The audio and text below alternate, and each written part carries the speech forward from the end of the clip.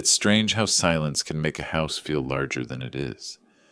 After Clara passed, the walls seemed to echo, as if waiting for her to finish a sentence I never heard. For years, the workshop behind the house became my only company. The smell of sawdust, the hum of an old drafting lamp, and the slow comfort of tools arranged the way my hands remembered. Before we continue, don't forget to like this video, subscribe to the channel, and turn on the bell icon so you never miss a story like this one. That evening I noticed something off.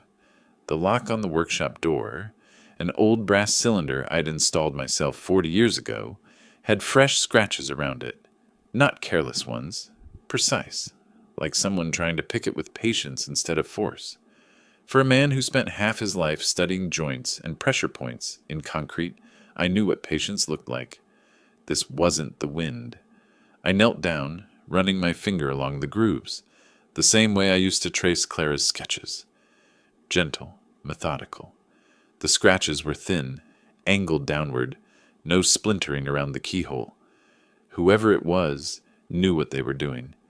Inside, nothing looked broken, but the air felt disturbed, the kind of stillness that hums after someone leaves in a hurry. On the drafting table, my blueprints lay slightly uneven. I kept them stacked perfectly straight. Always. I told myself it was nothing. Maybe the hinges, maybe the storm. But deep down, I knew. Someone had been here. When you get old, you learn to let small things slide. People forget birthdays. Bills come late. Memory fades around the corners. But theft, even a small one, feels personal, especially when it happens in the last place that still feels like yours. The next morning, I checked every folder. Nothing missing at first glance, but something in me refused to rest. I went through each sheet, one by one. Mechanical sketches, house blueprints, pressure load calculations from my old projects. Then I saw it. Folder CW 1978. Missing? Inside that folder had been my first independent prototype patent. A load-bearing joint design I'd built from scrap in Clara's art studio. The original hand-drawn version, she'd colored its edges in watercolor for luck. I remember her words that night. "You build bridges, Henry, not walls." Now someone had crossed that bridge. By afternoon, Evelyn called. My daughter always called around that time, usually to check if I'd eaten something that didn't come out of a can. "Dad, Patrick says he might stop by later," she said casually. "Patrick?" I asked, forcing calm. "What for?" "He said he wanted to look at your workshop. He's been talking about maybe starting a design branch for his construction firm. You know how he is. Full of ideas." Full of something, I thought. "Sure," I said, trying to keep my voice neutral. "Tell him I'll be here." She laughed softly. "Don't scare him with those engineer eyes of yours." "I'll try." When she hung up, I just stood there, looking at the door again. Patrick had never cared about my work before. He'd once called it old man's architecture. But now he wanted a tour? The timing was too neat. That evening he arrived, sleeves rolled up, smile too bright, voice too confident. The kind of confidence that trembles if you listen closely enough. "Henry," he said, stepping in like a salesman. "Wow, this place smells like history." "It smells like work," I said. He laughed, pretending not to feel the weight in my tone. "You know, I always admired this setup. They don't make places like this anymore." He started glancing around, eyes flicking to the drafting table, the shelves, the cabinets. "Mind if I look around?" he asked. "Go ahead," I said, stepping aside. He touched everything, tools, models, even Clara's framed sketch of our first home. I watched his hands. They moved like a man trying to memorize where things were. "Beautiful craftsmanship," he murmured. "You ever think about selling your designs?" I looked at him, my jaw tightening. "They're not for sale," he smiled thinly. "Everything's for sale, Henry. It's just about timing." I said nothing. Silence can say what words shouldn't. After he left, I locked the door again, this time with a new padlock. Then I called Tom. He answered on the second ring. "Haven't heard that tone in years," he said. What's wrong? Someone broke into my workshop, I replied. A pause. You sure? Yes, and I think it's family. Then it's going to hurt before it heals, he said quietly. Do you want to call the police? Not yet, I said. I want to understand why. Be careful, Henry. Curiosity has teeth. I've got thicker skin than it looks, I replied. But that night, as I sat alone at the drafting table, I caught myself glancing toward Clara's portrait. She smiled in watercolor silence, and I whispered, Don't worry, love. I'll build a new bridge, one he won't see coming. Morning light filters differently through guilt. It touches things more softly, as if it knows something you don't. When I stepped into the workshop the next day, the light felt heavier, almost like it carried the shape of the man who'd stood there hours before. I started the day the way I always did, by turning on Clara's old radio, the kind with static before every station. The hum calmed me. It made the workshop sound alive again. But under the noise of an old jazz station, I heard something new. A faint mechanical click near the cabinet by the window. I crouched down. There it was. A small black screw that didn't belong to anything I owned. Not a wood screw, not one of mine. Polished, camera grade. I went still. A surveillance screw, the kind contractors use for miniature cameras. So he hadn't just broken in to look. He'd come to record. I stood scanning the room, heart steady but cold. If Patrick wanted my designs, he wanted proof, or evidence that could be used to claim authorship. He'd built half his career, stealing small ideas and calling them partnerships. Now he was trying to steal a lifetime. I called Tom again. Find out if Patrick's company has filed any provisional patents in the last month, I said, under his own name or a shell company. Both, I replied. Check everything. If you find something, don't tell me yet. Just prepare a file. You planning something, Henry? I exhaled. No, I'm building something. That afternoon I went to the back garden. The workshop window faced a line of oak trees Clara had planted decades ago. Their roots cracked the soil in patterns that reminded me of veins on her hands. Strong, unashamed of age. While standing there, I saw my neighbor, Maya Brooks, across the fence. She was sanding an old desk, headphones on, paint streaked on her cheek. We'd spoken a few times, mostly about weather and tools, but she was sharp, the kind of young person who noticed details, not just screens. Maya, I called. She pulled one earbud out. Morning, Mr. Wallace. Do you know much about digital cameras? I asked. She smiled. That depends. Do you mean photography or surveillance? My brows lifted. You just answered my question. She walked over, leaning on the fence. Why? You think someone's spying on you? Something like that. Let me take a look, she said. Inside the workshop, she examined the screw, then whistled low. That's from a SpyCam Q6. Not expensive, but good quality. Whoever placed it knew what they were doing. You find the rest of it? No, I said. Just that. She knelt, scanning corners under shelves behind beams. No visible lens here, but if it was powered, it might have connected via Wi-Fi. You have home internet, right? Old router. Why? She smiled. Because I can trace its IP. I almost laughed. I thought you fixed furniture, not firewalls. I fix whatever's broken, she said, including people who don't ask for help. Something about that line, the confidence, the youth, reminded me of Clara when she was 20. You'll make someone a fine teacher one day, I said quietly. She shrugged. I learned from watching my granddad. He built everything with patience, said rushing ruins both wood and trust. Smart man, I said.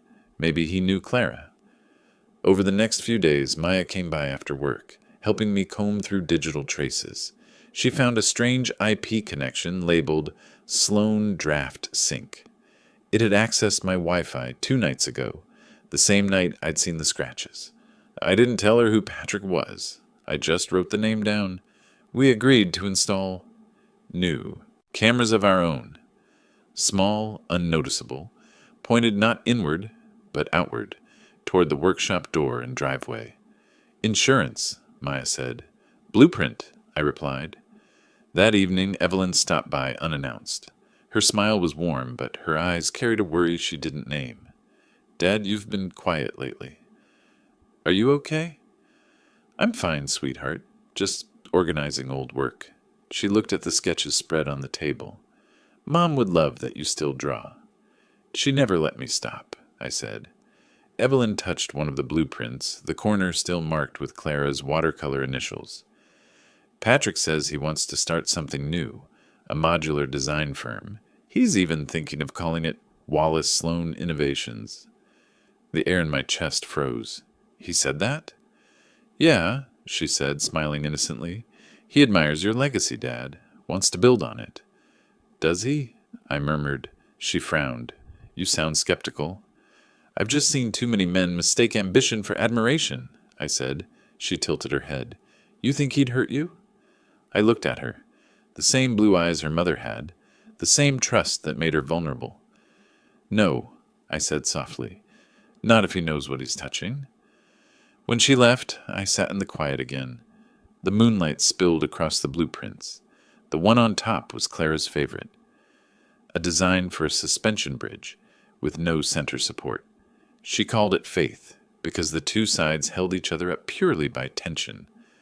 I smiled, whispering, We'll build one more bridge, Clara. This one made of silence and patience. Some nights I still hear her humming. It's faint, like the whisper of graphite on paper. That quiet rhythm Clara made when she sketched. She never sang the words, just the tune.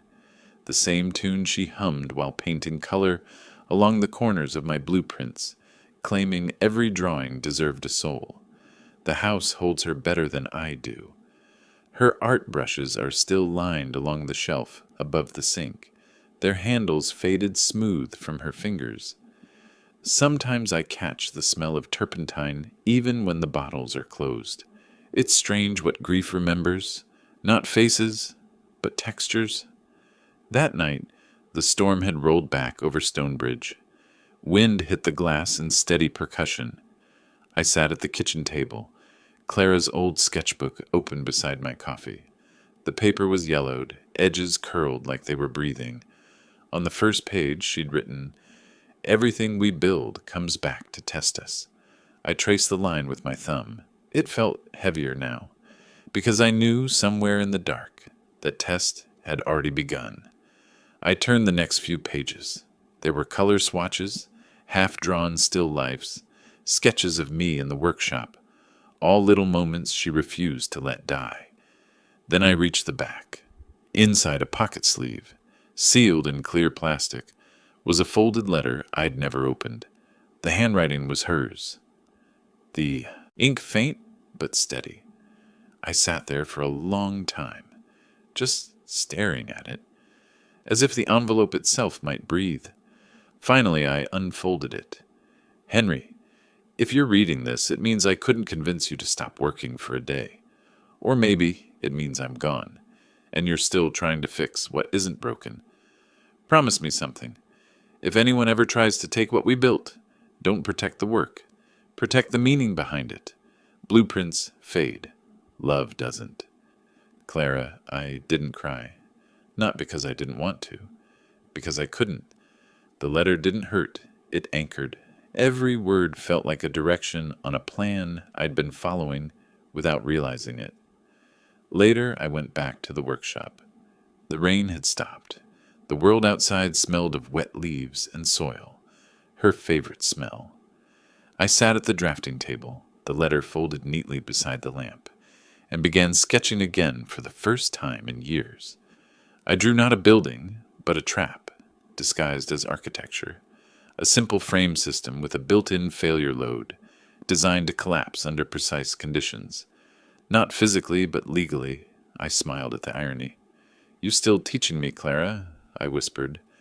Only now I'm building walls that let the truth through. Around 10, my phone buzzed. A text from Evelyn. Patrick's trip to Chicago got canceled. He might drop by again tomorrow. He wants to talk about patents. Patents. The word landed like a hammer. I looked around the room at the shelves lined with decades of diagrams. Every one of them carried something irreplaceable, not in money, but in meaning. And somewhere in those lines, Patrick saw dollar signs. I turned off the lamp, locked the new padlock, then placed Clara's letter in the safe. It didn't belong among the tools, but it needed to stay close to the work, because now everything I'd build next would start from that letter. The next morning I went to see Tom. His office smelled like old leather and strong coffee, same as it always had. He looked up from a mountain of papers. "You look like a man drafting something dangerous." "Maybe I am," I said. "I need your help." Quietly. He leaned back, steepling his fingers. "Does it involve family?" "Unfortunately." Tom nodded. "Those are the worst blueprints, the ones drawn with blood instead of ink." I slid a file across the desk. Inside were copies of all my remaining patents, trust documents, and new legal drafts I'd made overnight. "I want to transfer ownership," I said, "to a trust that activates if anyone files under my name without consent." "You'll manage it." Tom whistled low. "That's clever, but that's not protection. That's counterattack. Clara always said protection isn't about hiding. It's about outlasting." He smiled faintly. "She was always the smart one." "Still is," I said. When I returned home, Maya was waiting near the gate. "Mr. Wallace, I traced that Wi-Fi signature again. It came from your daughter's guest router." I felt my stomach tighten. "Patrick's," she nodded. "Could have been an accident, but it logged in at 1:12 a.m., the same hour I'd found the scratches." "Thank you, Maya. You've done enough," I said, trying to sound calm. She crossed her arms. "Enough? You're being watched, and you're just going to sit there sketching?" "I'm not sitting," I said softly. "I'm building something that'll stand long after their cameras stop recording." Her brow furrowed. "What does that mean?" "It means patience has teeth." That night, I opened Clara's letter again before bed. I read the line, "Protect the meaning behind it."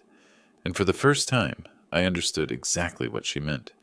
If Patrick wanted to steal what I built, then he would inherit not my work, but my consequences. There's a certain weight to suspicion. It doesn't shout. It whispers.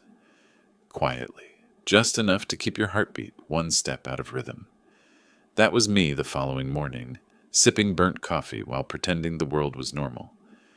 I had Clara's letter folded in my jacket pocket, like a compass I didn't want to admit I was following. Her words kept echoing. Protect the meaning behind it. So I began protecting, not with fences, but with information. Maya showed up earlier than usual. She was holding her laptop and a flash drive the color of gunmetal. "Morning, Mr. Wallace," she said, stepping over the threshold with that curious half grin. "I brought something interesting." I gestured toward the drafting table. "What did you find?" She plugged her laptop in, fingers moving quick and precise. "Remember that Wi-Fi signature I traced? It wasn't just a random connection. It was syncing with a Dropbox folder, password protected. But the device it synced from was your daughter's laptop." My throat tightened. "Evelyn's?" She nodded. "But before you panic, the timestamp shows it happened while she was offline. The laptop was probably borrowed." "Patrick," I sat down slowly. "Can you access it?" She smiled slightly. "Already did." On her screen appeared dozens of scanned blueprints, my blueprints, labeled under a folder titled WS Designs Prototypes. Every drawing had my signature at the bottom, cropped and rearranged, the lines smoothed digitally to erase the pencil texture. It was me. Sterilized. I stared at the screen. "He took everything." Maya's voice softened. "Not everything. He didn't take your hand."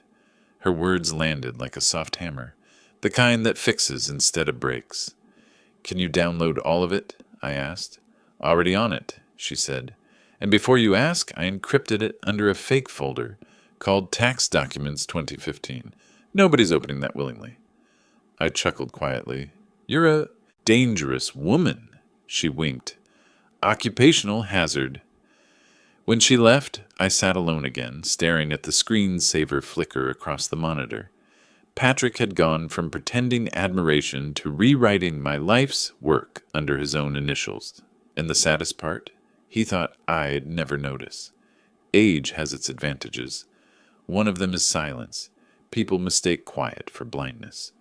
I started listing names, patents, and numbers, every detail that connected back to those stolen designs. Then I picked up the phone.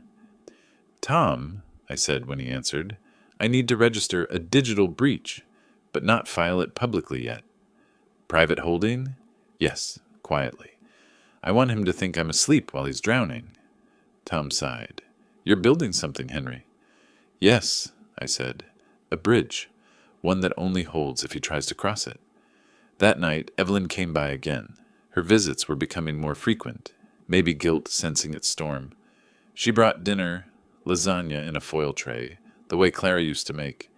We ate in near silence until she said, "Patrick told me you're looking through your old patents again." "That's wonderful, Dad." "Is it?" I asked. "Of course. He thinks maybe you two could collaborate, maybe even release a legacy line together." "Legacy," I repeated, tasting the word like rust. Duh. "Interesting." She smiled, not catching the undertone. "He even brought your old laptop from the attic to help scan your sketches. I think he's trying, Dad. He wants to make peace." My chest grew cold. "He brought down my old laptop?" "Yeah. Said it wasn't booting properly. He took it to his office, to fix it." My mind spun quietly. That machine held years of personal drafts, prototypes, even Clara's unfinished art restoration plans. "Did he say when he'd bring it back?" She shrugged. "Probably this weekend." After she left, I walked to the attic and stood in the hollow corner where the laptop used to rest. A thin layer of dust outlined its absence. That's when I noticed another faint mark near the shelf, like something heavy had been dragged down carefully. I crouched. On the floor, beneath the dust, was a faint print, a boot sole, Patrick's style, expensive, narrow, spotless. So he hadn't just borrowed. He'd planned. I called Maya again.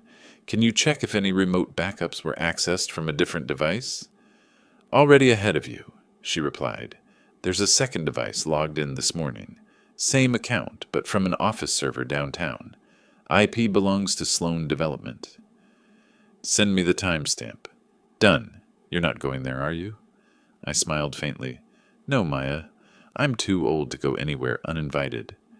"Good," she said, exhaling. "Because whatever this guy's planning, it's going to backfire. I can feel it." "So can I said. "But only if we stay patient." That night, I opened Clara's sketchbook again. On the back page, she had written a quote from her favorite architect. "Design is where honesty meets endurance." I smiled. "Then let's make this design last." I started drawing again.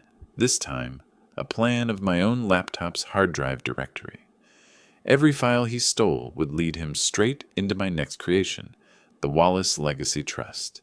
A web of ownership so perfectly written, he'd sign his name right into his own downfall. Blueprints and shadows. That's all revenge is. One you show, one you hide. Some evenings have a strange kind of peace, the kind that hums before thunder. That Friday, the air carried that silence. Even the trees outside my window seemed to listen. Evelyn had called earlier, cheerful as ever. "Dad, we thought we'd bring dinner tonight. Patrick made reservations, but I told him I miss your lasagna. We'll bring the wine." I told her that sounded lovely. I even smiled while saying it. But in my head, I was already rearranging the chessboard. The dinner table had been Clara's favorite piece of furniture. Hand-carved walnut, polished until it shone like still water. She always said you could see a person's soul in the reflection if they sat there long enough. That night, I intended to test that theory. When they arrived, Evelyn came in first, carrying a dish covered with foil. Patrick followed behind her. Jacket off, sleeves rolled up, grin already rehearsed. "Henry," he said warmly, "you're looking sharp, keeping busy." "Always," I said. He set the wine bottle down, glancing casually toward the hallway that led to my workshop. I caught it. That tiny flick of his eyes. He couldn't help it. Thieves never can. Evelyn smiled. Patrick insisted on bringing your favorite. Cabernet, right? Still is, I said, pulling 3 glasses from the cabinet. As I poured, Patrick took a slow look around the room. Still feels the same in here, he said, like time stopped. Time doesn't stop, I replied softly. It just waits to see who learns. He chuckled. Always the philosopher, I smiled. Always the student. We sat. The first few minutes were pleasant, meaningless talk about construction costs, city permits, weather. Evelyn chatted happily about a charity auction she was planning. She looked radiant, proud of her husband, proud of her father for getting along, and that perhaps was the cruelest part. She thought peace had returned. But under the table, my phone vibrated. A message from Maya. It's happening. He uploaded everything to a patent site, timestamped 7:45 p.m. I looked at my watch. 7:46. He was still here. Patrick leaned back in his chair, swirling the wine. You know, Henry, I've been thinking, you should let me help you modernize your work. You've got decades of genius sitting in that workshop. The world should see it again. Maybe through my firm? I met his eyes. Through your firm? He smiled. Of course. We could brand it as a collaboration, Wallace Sloan Innovations. I've already drafted a few ideas. You'd have full credit, naturally. Naturally. Evelyn's eyes lit up. Isn't that wonderful, Dad? You two could finally work together. I nodded slowly, pretending to consider it. You've given it a lot of thought. Patrick raised his glass. Well, I like to plan ahead. So do I said quietly. The rest of dinner played like a rehearsal of politeness. Evelyn talked about the new gallery wing she was curating. Patrick dropped terms like brand synergy and legacy projection, hoping to sound visionary. I let him talk. Sometimes letting a man hear his own voice is the easiest way to learn what he fears. Then just as we finished dessert, he leaned forward, lowering his tone.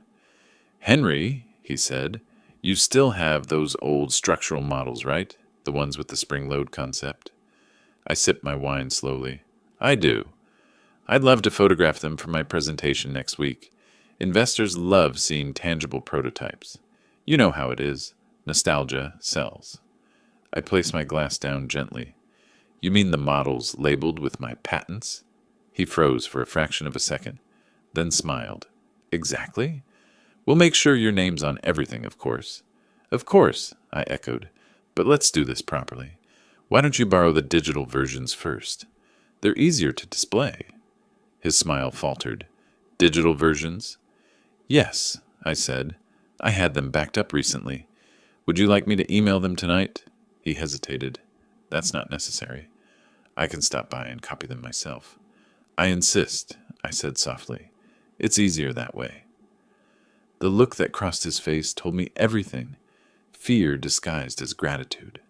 After they left, I stood at the door, watching their car disappear into the night. Maya texted again. Upload complete. I traced the IP. Patent claim filed under his firm's alias. Do you want me to shut it down? I replied. No. Let him build his tower first. We'll take the foundation later. I locked the door, walked to the table, and ran my hand along its polished surface. Clara's reflection wasn't there anymore, but her words were, You can't teach someone to be honest, Henry. You just build something strong enough that their lies collapse on their own. I whispered back, We're almost there, love. There's a quiet satisfaction in building something invisible. Most men my age chase comfort. A good chair, a steady pension, a bit of quiet. I've never been one of them. For me, peace only comes from alignment, when the math adds up, when the structure holds. The morning after the dinner, I woke up before sunrise. The coffee maker sputtered, and the air smelled like rain that hadn't fallen yet. I packed Clara's letter into my jacket pocket, locked the workshop, and drove downtown. Tom's office sat above a row of antique shops, same as it had for 40 years. The man himself was already there, hunched over a stack of law journals, and wearing that same brown tie he'd owned since 1983. When I walked in, he didn't even look up. You're early. Old habit, I said. Old habit or unfinished business? I smiled. Both. He closed his book, slid his glasses down his nose, and gestured toward the chair. So, Mr. Wallace, tell me what you're building. I set my folder on his desk, neatly labeled, tabbed, color-coded. Inside, copies of my original patents, recent digital theft timestamps, and 3 fresh documents drafted overnight. Tom read in silence for several minutes. Then he leaned back. You're not suing him, he said slowly. You're setting him up to sue himself. Exactly, I replied. He nodded, eyes sharp, with reluctant admiration. So the Wallace Legacy Trust you mentioned in Chapter 4, you're actually doing it? Yes, I said. Every design Patrick touched will be legally transferred to a separate entity under my name, but structured so that if he files or profits from any of it, he automatically becomes a liable partner. In other words, Tom said, his success is his confession. I smiled faintly. That's the blueprint. Tom stood and poured us both coffee. You've always had a cruel kind of elegance, Henry. But tell me, are you sure you want to do this? You could call the police, file a straightforward theft report. I shook my head. He'd spin it. He'd make me look senile, paranoid, bitter. I don't want the law to punish him, Tom. I want truth to. Tom studied me for a long moment. Then we'll need precision. Legal precision. He opened a new folder, scribbling names and terms. We'll draft the trust, register it quietly, and add a subclause that transfers all design copyrights retroactively once infringement occurs. It'll be self-executing. No court necessary. Good, I said. And make sure his company's accounting software is part of the document trail. Maya found his IP addresses. Tom chuckled. You brought in tech support too? She volunteered, I said. The younger generation's good at seeing what we miss. He raised an eyebrow. You planning to cut her in? Already did, I said. Her name's on the trust as a technical consultant. Keeps the audit clean and the motive pure. By noon, the first draft was done. Tom leaned back, exhaling. There, your blueprint for poetic justice. I read through every line carefully. The words were heavy, formal, elegant, like the steel skeleton of a building nobody could see yet. Under Clause 14, any attempt to file, patent, or replicate said designs without consent constitutes immediate transfer of corporate assets to the Wallace Legacy Trust. It was beautiful in its simplicity. Legal architecture. Tom handed me the pen. You ready? I hesitated, looking out the window. The city skyline shimmered through morning haze.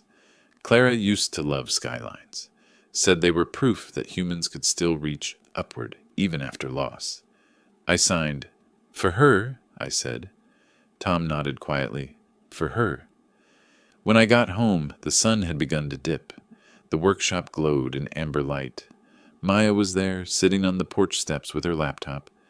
Big day? She asked. You could say that. She smiled. So what happens next? I leaned on the railing, feeling the weight of the years in my shoulders. Now we wait. Patience is pressure. He'll either sink or surface. Do you think he knows? No, I said softly. Not yet. But greed has a way of revealing its own footprints. Maya nodded. Then what? Then, I said, we start rebuilding. But this time, every nail knows its place. She looked at me with quiet admiration. You know, Mr. Wallace, for a guy who talks about revenge, you sound a lot like forgiveness. I smiled faintly. Forgiveness is just revenge that remembers what it's fighting for. That night, I sat in the workshop alone. The lamp hummed. Outside, a light drizzle began, tapping softly on the roof, a kind of applause from the sky. I pulled out Clara's letter, reading the final line again. Promise me something. If anyone ever tries to take what we built, don't protect the work. Protect the meaning behind it. I whispered to the empty room, I'm doing both, love. And for the first time since she died, I felt like I was building again. Not for revenge, but for grace with teeth. They say storms reveal the shape of what you've built. That night, the first thunder rolled across Stonebridge like an old engine grinding awake. and I knew the time had come. It started with a phone call, one of those midnight rings that makes the air feel colder before you even pick up. Tom's voice came through, calm but tense. "It's happening, Henry. Patrick's firm filed the formal patent claims this afternoon. The transfer clause in your trust just triggered." I sat still, listening to the wind rising outside the workshop window. "So it's official," I said quietly. "He built his tower." "And now," Tom replied, "he's standing on air." By morning, the rain had thickened into a downpour. The streets shimmered with reflections, lights trembling in puddles like small fires. From my porch, I could see the clouds dragging their weight across the sky. It reminded me of the night Clara and I poured the foundation for our first home. The rain had been the same, heavy, relentless, cleansing. Maya showed up, drenched, laptop under her arm. "Bad time?" she asked. "Perfect time," I said, letting her in. She opened the computer and set it on the table. "You'll want to see this." On the screen was a live news stream, footage of Patrick's construction site downtown. The headline read, "Partial Collapse at Sloan Development Project. Investigation Underway." The reporter spoke over images of twisted scaffolding, collapsed beams, and workers huddled under tarps. My gut tightened. "Was anyone hurt?" "Minor injuries," she said, "but that's not the story." The building permit listed designs under Wallace Sloan Innovations. When the inspectors checked the blueprint files, they found duplicates, 2 identical copies, each with different signatures. "Mine and his," I said softly. "Exactly. The system flagged them as intellectual property conflict, automatic legal freeze. All his accounts are locked pending investigation." I looked outside, rain streaking down the glass. Then the storm's finally honest. At noon, Evelyn called. Her voice shook. "Dad, something's happened. Patrick's project—" "I know," I said gently. "Are you okay?" "I'm fine. He's furious. Says someone set him up. He's blaming you." "Of course he is," I said quietly. "Dad, please tell me you didn't—" "Evelyn," I interrupted. "I protected what was ours. That's all." She was silent for a long moment. "He says he's coming over to talk." "Then I'll be here," I said. The storm reached its peak by evening. Wind slapped against the windows. Lightning split the sky in clean white lines, like sketches drawn by a furious hand. I sat in the workshop, Clara's letter open beside me, the lamplight flickering with every flash of lightning. Then footsteps. Heavy, fast, angry. Patrick burst through the door, soaked, eyes wild. "You!" he shouted. "You did this. You planted that trust, that trap. You ruined me." I didn't stand. I just looked at him. "You ruined yourself. I just gave your lies a mirror." He slammed his fist on the table, scattering blueprints. "You think you're clever?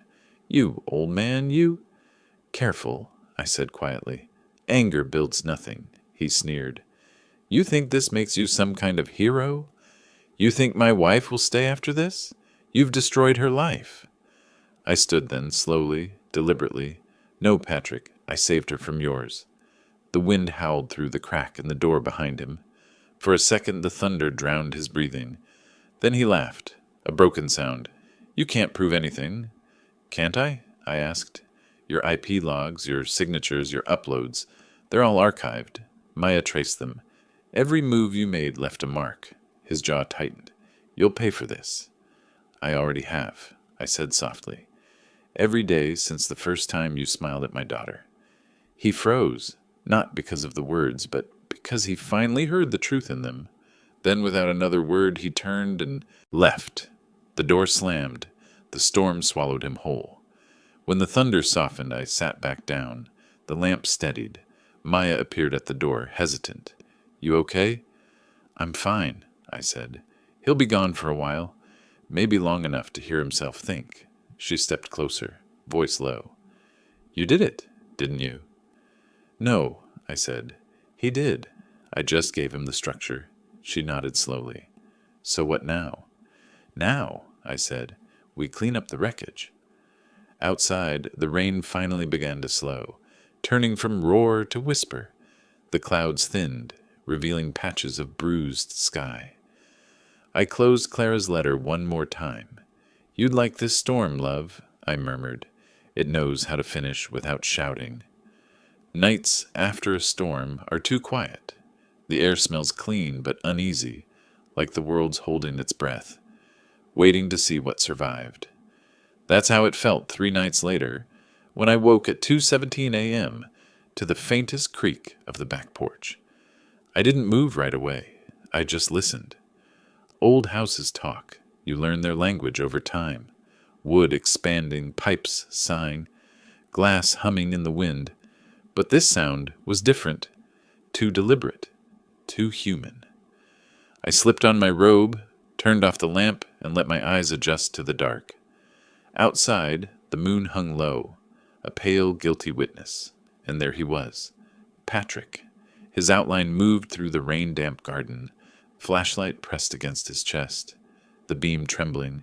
He was careful, almost respectful, as if breaking into my home required manners. I watched him through the workshop window, heart steady, not racing. Maybe because I'd been expecting him. Men like Patrick always come back to the scene of their own undoing. He reached the door, the same door whose lock he'd once tampered with months ago. He crouched, reached into his jacket, and pulled out a small crowbar. The sound of metal against wood split the silence. I let it happen. The door gave way with a soft groan, and he stepped inside, shoulders tense, eyes scanning the room like a predator unsure of its prey. He walked straight to the drawer where I'd kept the prototype models. He knew exactly where to look. But what he didn't know was that drawer now held a tiny black box.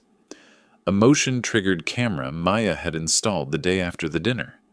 It captured his face perfectly as he opened it, confusion flickering across his expression when he saw only a single folder, labeled Legacy Files, Read Me. He frowned, opened it, and began flipping through the pages. Each sheet contained an identical phrase, printed neatly across the center.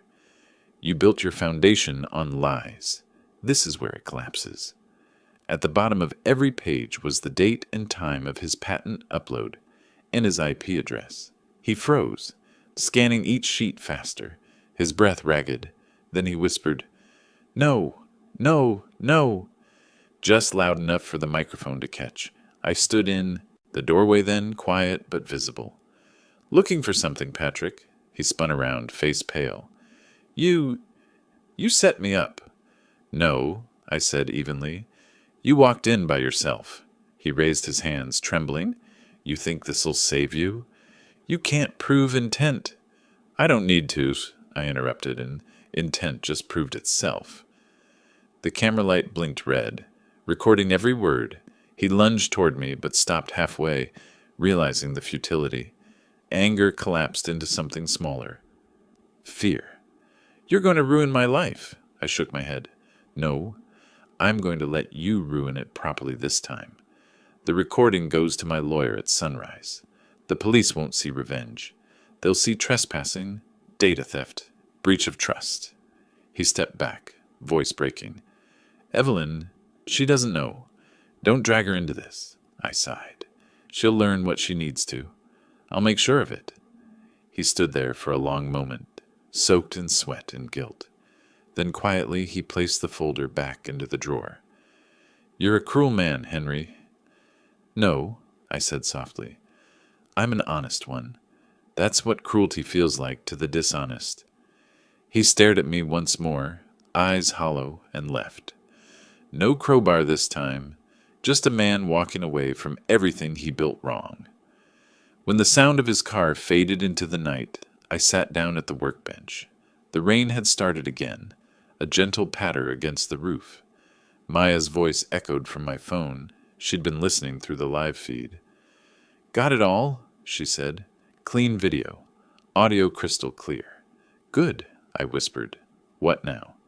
"Now," I said, "we let silence do the talking. It's louder than anything else." I ended the call and looked at the folder he'd opened. The words on the top page seemed to glow under the lamp. This is where it collapses. For the first time in months, I felt something close to peace. Not triumph, not gloating, just peace.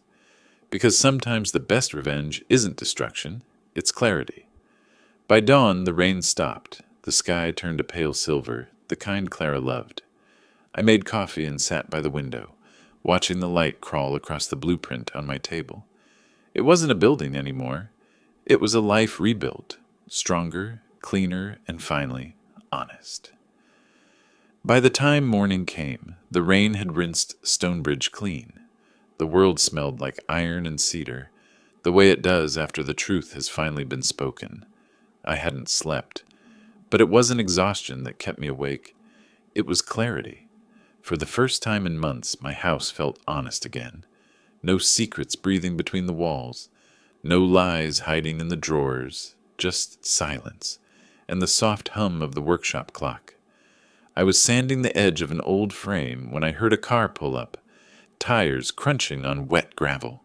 When I looked out the window, Evelyn was stepping out, coat drawn tight, eyes red but dry. She didn't knock. She just opened the door and stood there, trembling slightly. "Dad," she said, "we need to talk." I nodded toward the table. "Then sit down." She looked around, scanning the workshop, maybe noticing the broken lock, the shifted air. Her voice cracked. "He told me you framed him." "And you believed him?" "I don't know what to believe," she whispered. "He said you were jealous, that you wanted to ruin him because he was young, successful." "Successful?" I asked softly. "Evelyn, his success was built with my stolen hands." She flinched, then lowered her eyes. I didn't want to think it was true, but then I found something. She reached into her coat pocket and placed a folded envelope on the table. The paper was yellowed, edges softened with time. Clara's handwriting. My breath caught. "Where did you get this?" "In the attic," she said. "Inside one of Mom's old sketchbooks. It was addressed to me, but I never opened it. I guess I wasn't ready." She hesitated, then handed it to me. "I think you should read it first." I unfolded the letter carefully. Clara's handwriting had always been soft, like she was afraid of bruising the paper. "My dearest Evelyn, if you're reading this, it means I'm not there to help you understand your father's silences. You'll think he hides too much, but what he hides to protect. He's not a man who seeks control. He seeks peace, and peace rarely shouts its name. When the day comes that you must choose between someone who builds and someone who borrows, remember this. The borrower always flatters, but the builder always listens. Love him for the walls he builds. They're not to keep you in, they're to keep the noise out. And if anyone ever tries to take what we've made, stand beside your father. He's stronger than he looks. With all my love, Mom." When I finished reading, Evelyn was crying, not loudly, but the kind of cry that hurts because it's quiet. She covered her mouth, trying to steady her breathing. "She knew," she whispered. "She knew even back then." I nodded slowly. "Your mother always knew." Evelyn wiped her tears. "Patrick told me he came here last night. He said you threatened him." "I didn't threaten him," I said calmly. "I told him the truth, and truth sounds like threat to a guilty man." She looked up at me, her eyes softer now. "He's gone, Dad. He packed a bag and left this morning." "Good," I said quietly.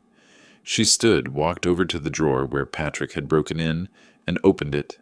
The folder was still there, the one labeled Legacy Files. She glanced at it, then at me. "You left it here on purpose, didn't you?" "Yes. Why?" "So he'd find it," I said. "And so you would too." She frowned. "I don't understand." I gestured toward the papers. "Go on, open it." "Open." She hesitated, then pulled out the top sheet. The same phrase Patrick had read the night before. "You built your foundation on lies. This is where it collapses." Her brow furrowed. "You left this for me?" "No," I said softly. "I left it for him. But I wanted you to see what collapse looks like when it's quiet. It doesn't explode. It folds inward, like regret." She sat back down. "Dad, you could have destroyed him completely." "I still might," I said, half smiling. But maybe I don't have to. The law's doing the rest. She reached across the table and took my hand. I'm sorry. For not seeing it. For not believing you sooner. I squeezed her hand gently.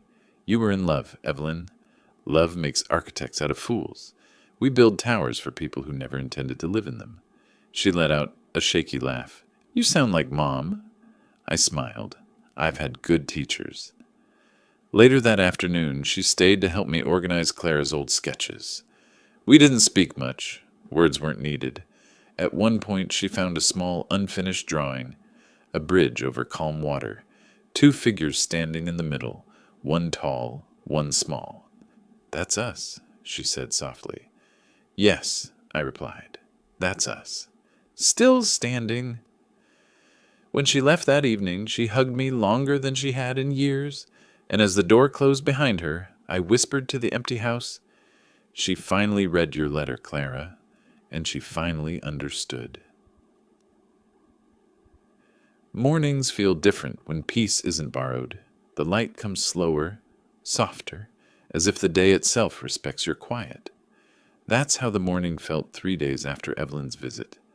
I'd just finished repairing an old clock when the phone rang. Tom's name flashed across the screen. Morning, Tom, I said. Henry, he replied, voice level but weary. You might want to sit down. I smiled faintly. You only say that when you're about to ruin my coffee. I'll do my best, he said dryly. He cleared his throat. Patrick Sloane showed up at my office this morning, uninvited. I paused, setting down the screwdriver. Brave of him. He's desperate, Tom continued. Broke? His accounts are frozen, his company's under investigation, and he's facing multiple counts of fraud and IP theft. Sounds like the law's doing its job, I said quietly. That's not the part that'll interest you, Tom said.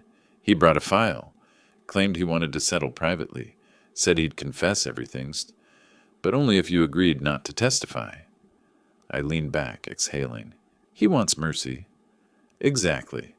And he's not asking through lawyers. He wants to see you personally. Said he owes you an apology. I didn't answer right away. The rain had started again outside, a slow drizzle tapping the window like a memory. Where? I finally asked. At my office, Tom said. He's sitting in the lobby right now. I arrived 20 minutes later. The building smelled of old books and wet coats. The secretary nodded as I passed, her eyes flicking toward the waiting room. Patrick sat there, slumped forward, hands clasped, wearing the same expensive shoes that had once left prints in my attic dust. Only now they looked wrong on him, out of place. He stood when he saw me. Henry. Patrick. He looked thinner, the kind of thin that comes from guilt, not hunger. Tom gestured for us to enter his office, then quietly left us alone. For a long moment, neither of us spoke. Then Patrick broke the silence. I didn't come here to beg. I came because I lost everything, I nodded. You didn't lose it, Patrick. You gave it away. He swallowed hard. You're right. I built my company on shortcuts, lies, but I thought I could handle it. I thought I was smarter. Greed always thinks it's intelligence, I said. He looked down. I hurt your daughter, and you. I can't fix that, but I can tell the truth. I watched him carefully. Why now? Because I saw her crying last night, he said. She told me about Clara's letter. She said she finally understood you. And for the first time, I realized she never really knew me. I don't think anyone did, including myself. He reached into his jacket, pulled out a folded document, and placed it on the desk. It's my full confession, signed, dated. Copies of every file I took, every email I falsified. I'll take the fall. Just don't let her hate me. For the first time, I saw something human in his face. Not charm, not manipulation, just exhaustion. Hatred isn't my business anymore, I said quietly. Truth is. And truth doesn't need me to speak for it. He nodded, tears edging into his eyes. I don't expect forgiveness. Good, I said, because forgiveness isn't given. It's earned by time. He tried to smile, but it broke halfway. I guess I'll have plenty of that where I'm going. I stood and extended my hand. He stared at it, surprised, then slowly shook it. Henry, he said, voice trembling, how do you stay so calm? I looked him in the eye, because I stopped confusing peace with winning. He nodded, wiped his face, and left. When Tom came back in, he looked puzzled. That went better than expected. He signed his own rebuild, I said. Tom chuckled. You and your metaphors. Metaphors are blueprints, Tom, I said softly. They keep the truth from rusting. He handed me a folder, legal documents with final notices. Your trust has been fully executed. All your patents are back under your name, and Sloan Development is officially history. I nodded but didn't smile. History has a way of repeating itself if we gloat. Tom tilted his head. So what now? I looked out the window. The drizzle had stopped. Now we rebuild, but not with walls, with people. That evening I walked home through the fading light. The city smelled of wet concrete and forgiveness. When I reached my porch, I noticed a small envelope on the steps, Evelyn's handwriting. Inside, a note. Dad, Patrick left town. I don't know where he's going, but he asked me to tell you something. Thank you for teaching me what real strength looks like. I don't know how to feel about him yet, but I know how I feel about you. I'm proud. Evelyn. I folded the note carefully, placed it next to Clara's letter, and whispered, 2 voices from 2 worlds, both still building something inside me. The lamp flickered, steady and warm, and for the first time I realized the revenge was never about punishment. It was about architecture, the kind that rebuilds the heart, not just the house. The days that followed felt lighter, not because the world had changed, but because I finally stopped carrying it. The workshop smelled like sawdust again, not suspicion. The clock ticked without judgment, and the dust in the air looked like small pieces of time learning to rest. Forgiveness, I've learned, doesn't come with fanfare. It arrives like sunrise through a cracked window, slow, uninvited, but exactly when you need it. That week I decided to rebuild the old drafting table Clara and I had made together. It had been sitting in the corner for years, scarred by water stains and old cigarette burns. She always said it deserved a second life. Now so did I. Maya came by on Tuesday afternoon. She was carrying a box of tools and a thermos of coffee. You really don't rest, do you, Mr. Wallace? She said with a grin. Builders don't retire, I replied. They just change materials. She laughed and handed me a wrench. So what are we building this time? Something new, I said. Not for me. For others. Her eyebrows lifted. You mean the foundation you mentioned? The legacy project? I nodded. The Wallace Workshop Trust. A space for apprentices, young builders, designers, people who need tools and a table, but not the debt that comes with it. She smiled. That's beautiful. Turning the ruins into resources. Every ruin has reusable parts, I said. You just have to look at them long enough to see the shape underneath the damage. As we worked, sunlight poured through the high window, catching the fine dust in gold streaks. Maya leaned against the table. You ever think about leaving this place? Moving on? I wiped my hands on a rag. I already did, just didn't realize it until now. She nodded slowly. I used to think revenge was about taking something back. But watching you, it feels more like giving something away. That's the trick, I said quietly. You stop trying to take from the world and start building into it again.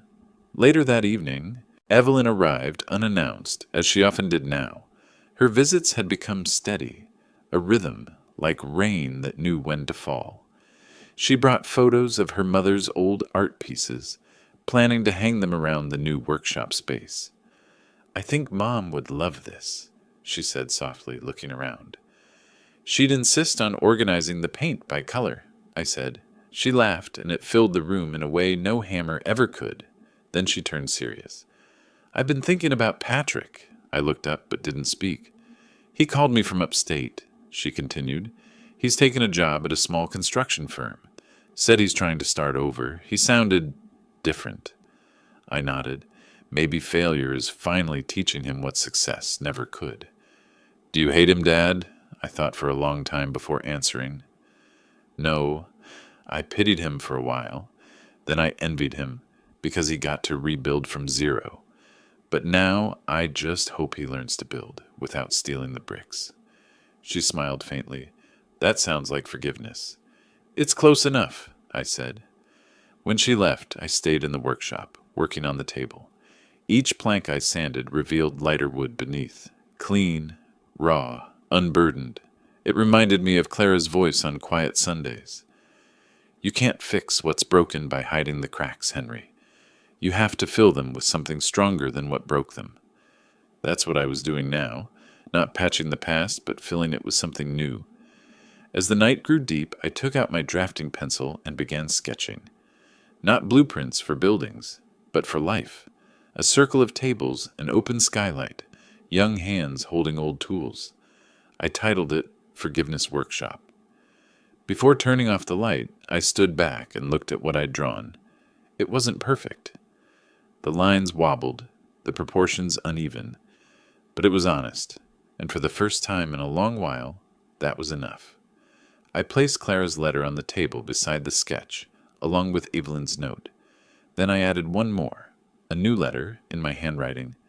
To whoever finds this table years from now, remember this. A builder is not someone who never breaks. A builder is someone who never stops making meaning out of the broken. I folded it, sealed it, and tucked it into the drawer. The same drawer where Patrick once left his guilt.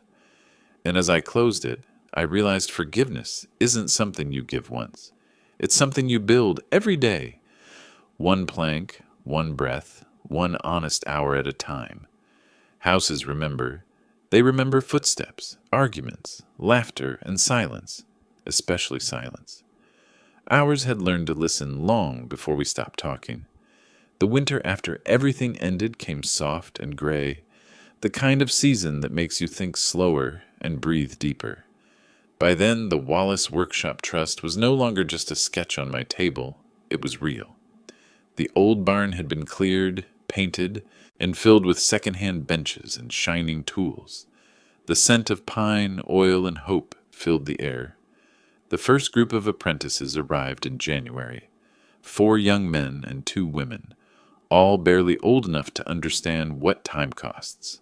They came with nervous smiles and calloused dreams. Maya ran the orientation, confident and calm. Evelyn managed the small office near the front, her mother's paintings hanging proudly on the walls. And I mostly swept floors, fixed loose hinges, and taught them how to measure twice before cutting once. I didn't lecture much. The house did the talking for me. Every corner carried memory. The spot where Clara used to hum while sanding edges. The old nail she bent and refused to remove because she said, "Imperfection is proof you tried." The window where I first saw Evelyn take her first steps, little hands smudging the glass.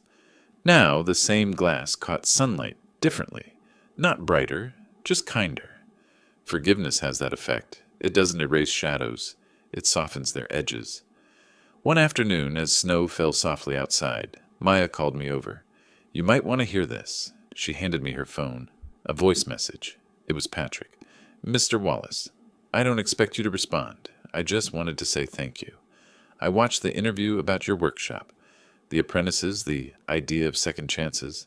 I think I finally get it now. You didn't destroy me. You rebuilt me from a distance. I'm working again. Small projects. Nothing fancy. But honest ones. I'm trying to build something that listens, like your house did.